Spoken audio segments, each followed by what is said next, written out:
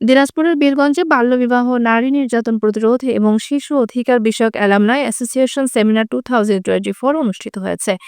তাহলে দারিদ্রতার কারণে বাল্যবিবাহ একটি অজুহাত অজুহাত মাত্র। রোববার 22 ডিসেম্বর দুপুরে বীরগঞ্জ উপজেলার শেংরা জাতীয় উদ্যানে সোশ্যাল মোটিভেশন সার্ভিস এর আয়োজনে এক সেমিনার অনুষ্ঠিত হয়।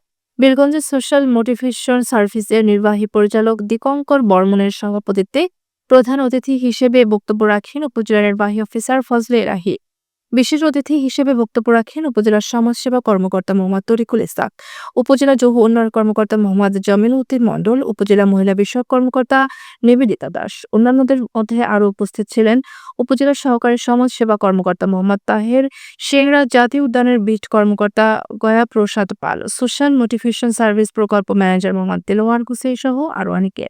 এ সময় বক্তব্য বলেন সোশ্যাল মোটিভেশন সার্ভিস SMS বীরগঞ্জে প্রত্যন্ত অঞ্চলে প্রতিবন্ধী ব্যক্তির অধিকার ও সুরক্ষা, মাদকাসক্তি, বাল্যবিবাহ প্রতিরোধ, শিশু অধিকার সহ অবহেলিত জনগোষ্ঠীর উন্নয়নে উপযুক্ত পরিবেশ প্রতিষ্ঠায় টেকসই উন্নয়ন লক্ষ্যমাত্রায় বাস্তবায়নে কাজ করে যাচ্ছে। ফলে সমাজ জীবনের সকল প্রকার অসঙ্গতি দূর হচ্ছে। আপনাদের এই সামাজিক মানবিক কাজ সবার মাঝে ছড়িয়ে পড়ুক এই প্রত্যাশা করে বাল্যবিবাহের কারণে পরিবারে ও সমাজে নেতিবাচক ঘটনা ঘটছে, বিদ্যালয় থেকে ঝরে পড়ছে অনেক শিক্ষার্থী।